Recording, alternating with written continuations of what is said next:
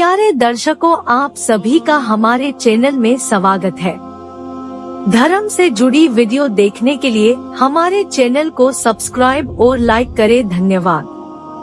प्यारे दर्शकों, अगर आपने वीडियो का इससे पहला भाग नहीं देखा तो इस चैनल पर जाकर देखें। धन्यवाद। हम यह दुआ करते हैं कि प्यारे दर्शकों के ऊपर वाहिगुरु कृपा करे। सभी प्रेम से बोलो वाहिगुरु। लाबेग की मौत पर गुरु जी की जीत। अपने दोनों पुत्रों और सेनापतियों की मौत को देखकर ललाबेग अपने योद्धे लेकर योद्धाओं पर टूट पड़ा। उधर से गुरु जी भी अपना घोड़ा छोड़कर ललाबेग के सामने चले गए और एक दूसरे के ऊपर दोनों ओर से प्रहार होने लगे। ललाबेग का घोड़ा घायल होकर गिर पड़ा तो ललाबेग पैदल हो गया। उसे पैदल देखकर गुरु जी भी घोड़े से उतरकर पैदल होकर उसके साथ वार पर वार करने लगे। दोनों ओर के सैनिक अपनी अपनी जगह जी के एक पर खड़े होकर हार जीत के निर्णय का इंतजार करने लगे। एक दूसरे पर वार होते रहे, परंतु अंत में गुरु भरपूर हमले से ललाबेग कंधे से पसली तक 2 टुकड़े हो गया और उसकी मृतदेह धरती पर तड़पने लगी। यह देखकर सिखों ने फतह के जयकारे लगाए और जीत के बाजे बजने लगे। शाही लश्कर की फौजों के हौसले टूट गए और पीछे भाग निकले। सिखों ने उनके पीछे चढ़कर बहुत मारकाट की। शहीदों की संभाल। जब शाही सेना हार कर दौड़ गई तो गुरु जी ने अपने आदमियों को कहा कि पहले अपने घायलों की मरहम पट्टी करके फिर शहीदों को एक जगह इकट्ठे करके एक बड़ा अंगीठा तैयार करो और सबका बड़े सत्कार से संस्कार करो। जोधराय ने कहा, महाराज, अपने 1000 योद्धे शहीद हुए हैं। उधर शाही सेना के मृतकों की संख्या करनी बहुत कठिन है, जो 35,000 से भी अधिक ही मर गए हैं। हजारों ही घायल होकर छिप गए हैं और बाकी अपनी जानें लेकर जंगल में जा छिपे हैं। मुसलमान घायलों की गुरुजी ने मरहम पट्टी करवाई और मृतकों को इकट्ठा करवा कर एक बड़ा गड्ढा खुदवा दिया। तपंत युद्ध के मैदान में गिरे हुए अपने शस्त्र इकट्ठा करवाकर उनकी संभाल करवाई और दुश्मनों के मृतकों को वही दफना दिया। डेरे आकर लंगर तैयार करवाकर खाया और जीत की खुशी में कढ़ा प्रसाद बनवाया। महाराज सिख को श्राद्ध देना। दूसरे दिन जब गुरु जी दीवान सजा कर बैठे तो आप जी ने महाराज को बुलाकर कहा कि युद्ध के मैदान में से जो तुम कमर बेग सेनापति की बहुत सुंदर और कीमती तलवार लाए हो, उसको भी उस गड्ढे में ही दबा दो जहां दुश्मन के और शस्त्र दबाए हैं। दुश्मन की किसी चीज को भी अपने पास रखना ठीक नहीं है। महाराज ने कहा, महाराज, मेरे पास कोई तलवार नहीं है। गुरु जी ने वचन किया, तुमने लोभवश झूठ बोला है। यह तलवार जब तक रहेगी तब तक तेरी कुल में चलती ही रहेगी, आपस में मारकाट रहेगी। तो सुना है कि गुरु जी का यह वचन आज तक सत्य सिद्ध हो रहा है। हसन खां को काबल का सूबा बनाने का वचन दूसरे दिन जब दीवान की समाप्ति हो गई तो हसन खां ने प्रार्थना की कि महाराज, मुझे क्या हुक्म है? गुरु जी ने कहा कि तुम अब ललाबेग की जगह काबल के सूबेदार का पद संभालो। इस समय तुम अपने साथ युद्ध में से बचे हुए शाही फौज के हसन खां को ललाबेग ने गुरु जी की जगी तैयारी का भेद लेने के लिए भेजा था, परंतु जब सिखों ने पकड़कर उसको गुरु जी के पास पेश किया तो उसने सच बता दिया कि मुझे ललाबेग ने सूह लेने के लिए भेजा है। उसके सच कहने से गुरु जी प्रसन्न हो गए और वचन किया कि ललाबेग को युद्ध में मार कर तुझे काबल का राज्य देंगे। सैनिक और घोड़े लेकर बादशाह के पास चले जाओ। वह तुझसे युद्ध की सारी वार्ता को सुनकर प्रसन्न हो जाएगा और तुमको काल का सूबा नियुक्त कर देगा। गुरु जी का वचन मानकर हसन खां शाही सेना के कुछ जख्मी और कुछ और थके मांदे आदमी लेकर लाहौर पहुंच गया और बादशाह को बताया कि लला बेग ने बिना सोचे समझे ही थकी मांदी फौज के साथ गुरु जी पर हमला कर दिया था। मैंने उसको बहुत समझाया और सेनापतियों ने भी कहा कि इस हालत में भूखे प्यासे जवानों के द्वारा युद्ध नहीं हो सकेगा, परंतु उसने किसी की एक न मानी और आधी रात के समय ही आक्रमण कर दिया। उस समय इतनी सर्दी थी कि हमने पहले कभी नहीं देखी।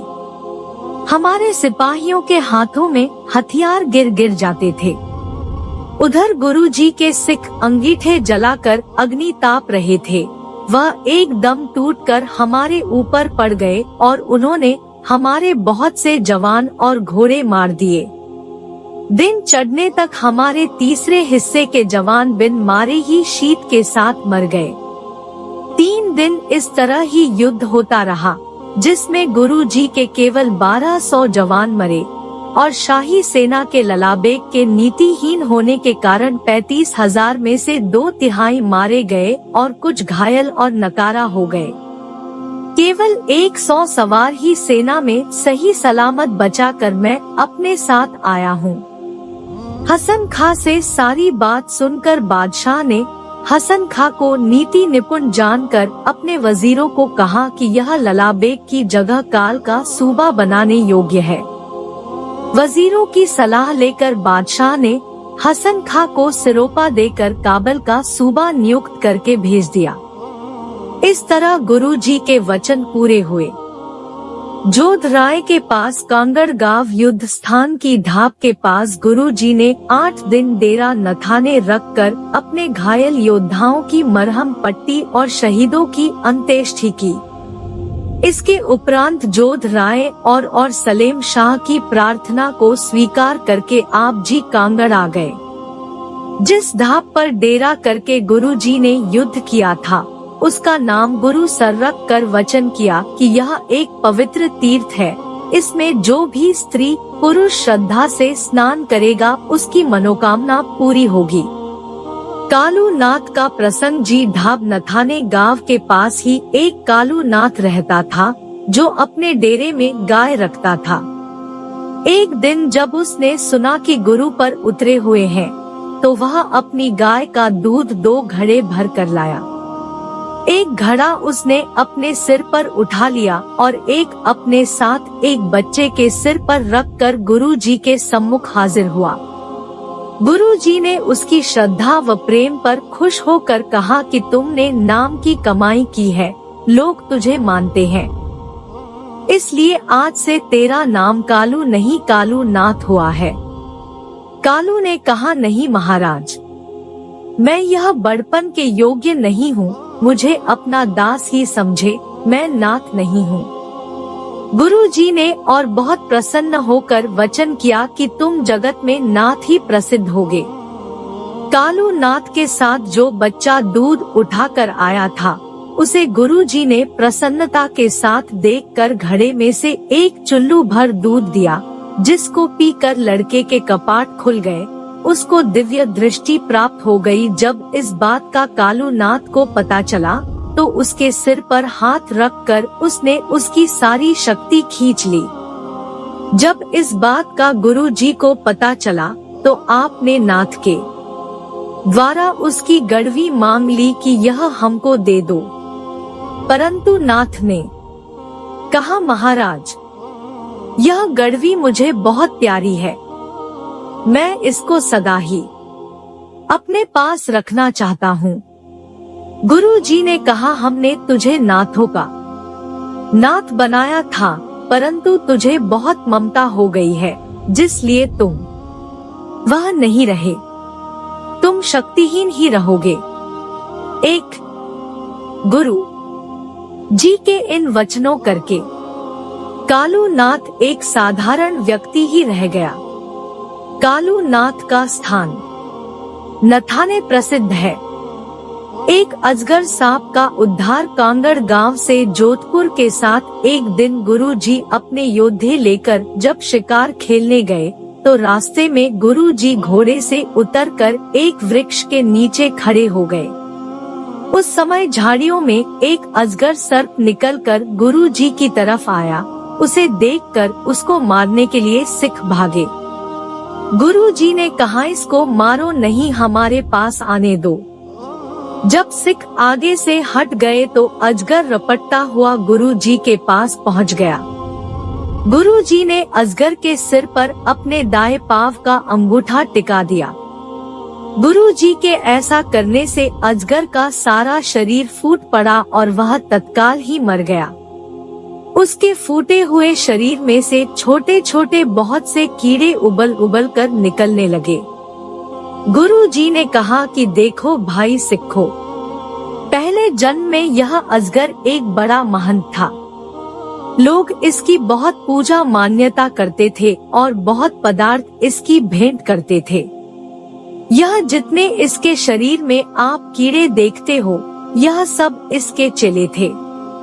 यह इनसे धन पदार्थ लेकर खाता रहता था, परंतु इनकी भलाई के लिए कोई भजन स्मरण नहीं करता था और न ही इन चेलों के जीवन के सुधार के लिए कोई नेक उपदेश देता था।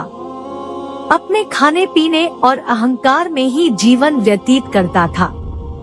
जब यह मरा तो इसको यह योनि मिली और इसके वह चेले जिनको यह ठक ठक कर खाता था और जिन्होंने कोई भजन स्मरण नहीं किया, वे कीड़े बनकर इनको चिपट कर इसे काट काट कर खा रहे हैं।